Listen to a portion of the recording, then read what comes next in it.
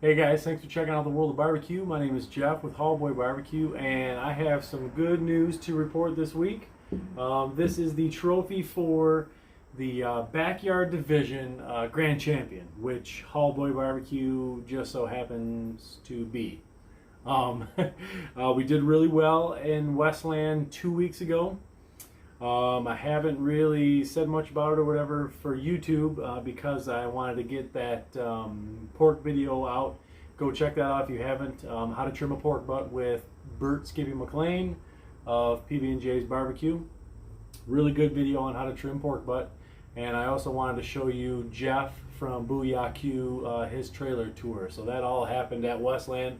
I wanted to get those videos out and show you that stuff because I appreciate those guys doing that, and I'm putting them before us. So, yeah, we are the grand champions for the Westland Backyard Division. We took a little step back. How about this? Let me start here. I didn't get really any footage of us cooking that time. I wanted to buckle down that weekend. I wanted to iron some stuff out. And I didn't want getting footage and stuff like that to get in the way, so I apologize for that. But I'm going to go over our cook with you a little bit here. I'll show you some pictures of our turn-in boxes. This thing right here is separate. Hopefully you can see that. It's actually a little tank. It's kind of cool. It's got magnets on the back of it. But and then they said we could do whatever. Actually, this tank. This little pin thing, whatever magnet, is a replica of the tank that sits out front of the VFW hall where we had the contest. So that's really cool. It's a pretty cool venue. Like I said, it's in Westland. It's off of Hicks Road, and really cool, good people. JC's Westland puts on a really good contest. They do a great job. Very cook oriented. I mean, they really make sure we're comfortable and taken care of. So thank you guys for that, I guess, right off the rip. Let me get that out of the way there. Great people for sure. So like I was gonna say before, we took a step back at this contest and did backyard. We are allowed to do that because, first of all, I think it's 3 contests a year, 3 or 4. That you're allowed to cook KCBS, and you can still be considered semi-pro, okay? Or it's 12 KCBS cooks overall. So we have only done 4 KCBS contests. So we're actually very young in the barbecue biz, barbecue world, whatever you want to call it. So we are able to step back and do backyard stuff like that, which we needed to. However, our food is judged by KCBS judges, so that's kind of cool. We were able to get a couple comment cards, and we were able to get some good KCBS judge scores that we can build on and continue to make our stuff better. So that's really that's nice. It really is. It was cool.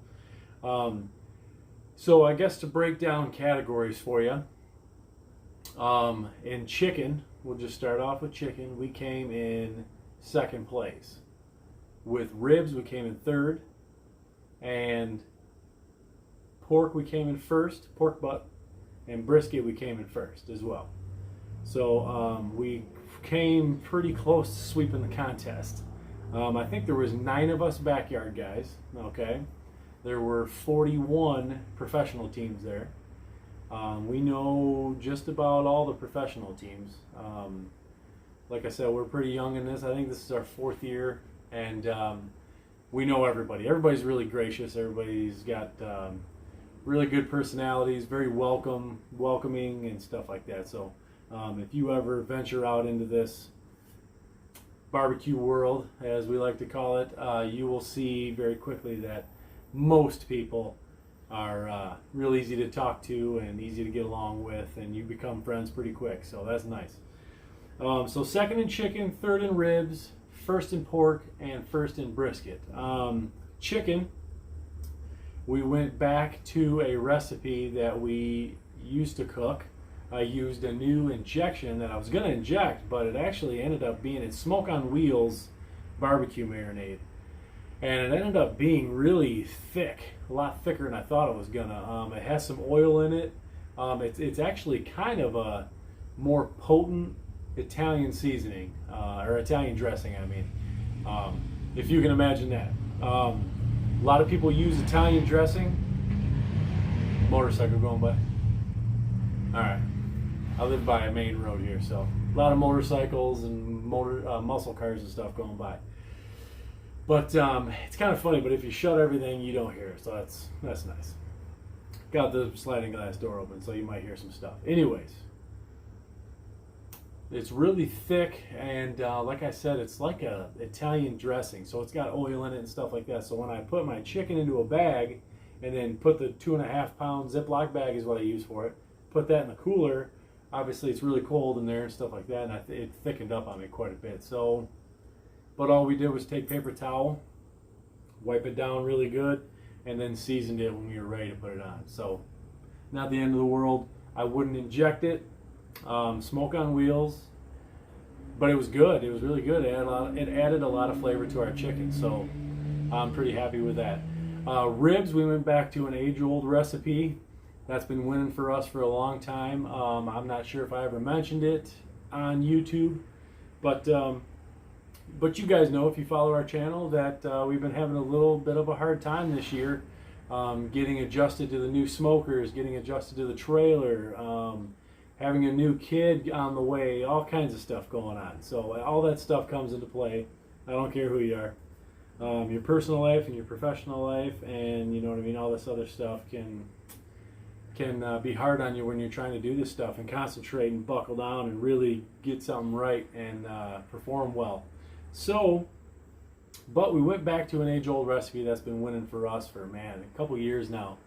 I wanted to try something new at the very beginning of the season with ribs for whatever reason. I don't know what I was thinking. You know, if it's not broke, don't fix it. So, for whatever reason, I was trying to fix it. We went back to the old recipe, and it did well. We came in 3rd place. But John Maddox of Detroit Sibling Rivalry has been kicking our butt all year long, and he still got me in ribs. So, but congrats, John. John does a great job, man. He's a good cook. He deserves every last bit of everything he gets. Him and his brother Sam. Don't let me forget Sam. So, good guys. Actually, I have an interview of them in a past video, so you'll have to check that out. Detroit Sibling Rivalry, I believe. I think it's in the Talk and Q category. So anyways, that's chicken and ribs. Good guys. Pork butt. Pork butt I treated just like ribs. I was taught a long time ago that pork's pork. And so I've lived by that, and we've done really well in pork. So that's exactly what I did. I injected it. I'm not going to tell you what I injected it with. That's one I'm not going to disclose, whatever you want to call it. I don't even know if that's the right word. But anyways, I'm not going to tell you what it is.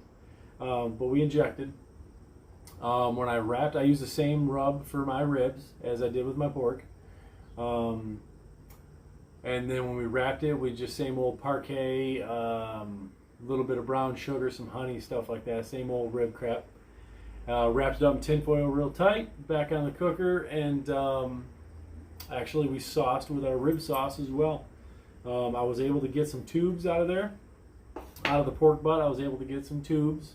For those of you who don't know what tubes are, you can watch the Burt Skippy McLean pork video that I have on my channel as well. And that he kind of goes through the whole anatomy of a pork butt and different parts of it and different meats and stuff like that. But what I mean by I was able to use tubes were, what I mean by that is they came out really tender and really juicy and flavorful, and I was able to put them in the box. So we were able to get a decent portion in the box, and then of course we used money muscle as well. So again, go check out the pork butt video and you'll see what I'm talking about with all that stuff. And maybe I'll show you some pictures while I'm talking about this stuff. Each category here. So that was pork butt. We injected it. We were able to get tubes out of both pork butts. I did 2. and I was able to get money muscle out of one. The other one came out pretty tough for whatever reason. You know, every piece of meat's different, so away we go, right? And then we sauced it like ribs, wrapped it like ribs, even used rib rub on our rib rub on the pork butt itself. So that's how we did so well with that, I guess. They liked it, that's for sure, I can tell you that. And then brisket. So brisket, we cooked a Wagyu brisket. I felt a little guilty cooking a Wagyu brisket because it is backyard. But I mean, I could mess up a Wagyu brisket just as quick as I could prime. Trust me, I have. However, I thought the brisket was a little tough. I thought it had a little bit of a pull to it, you know, with the elastic challenge test, whatever, the pull test. But it must have just been that much better than everybody else's because we won by quite a margin. And I'm sure I wasn't the only one cooking Wagyu brisket out there. Matter of fact, I know I wasn't. So, it was good brisket. We used, I think, Heath Rouse beef rub on it. We injected with Butcher Barbecue, prime dust, something along those lines. All age-old recipes. You know what I mean? I'm not telling you anything new here by any means. Everything I do and everything I tell you guys is everything I've learned from somebody else anyway. So I mean, I'm not out inventing this stuff, I promise. I'd like to though. We're gonna start trying our own stuff a little bit and see if we can win with some of our own stuff. But that's all we did for brisket. We cooked it till it was probe tender. And once it probed tender, shout out to Bert Skippy McLean. He told me to, of course, this is something he learned from someone else too, I'm sure. But as a matter of fact, he told me who it was, but I can't remember. Once you think it's done, cook it for a half an hour more. And that's exactly what I did. I said, what the hell do I gotta lose, man? I'm gonna try it. So that's exactly what I did. I put it in for 30 more minutes, took it off, let it rest for a couple hours, I think, something like that, and cut it up and gave it to the judges. So I did slice it pencil thick. For those of you who haven't seen that or heard about that, number 2 pencil from back when you were in school, that thickness is what I cut my slices, which is pretty standard. If you overcook it and it's actually a little too tender, you can make it a little thicker and you can go maybe a little bigger than pencil, but now I wouldn't recommend going much bigger than pencil. Judges see that and they immediately understand or know or thinking at least that you've overcooked it. And then if you undercook it and it's a little tough, you can always slice it a little thinner and things can work out a little better for you. Like I said, I mean, I thought mine was actually a bit under for whatever reason. I just thought it was a little tough in my eyes, but thankfully the judges didn't think so. You know, they thought it was dead on. So thanks, judges. So, but those are the categories. That's how and why we cooked the way we did. I'm glad we did. We had the best cook we've ever.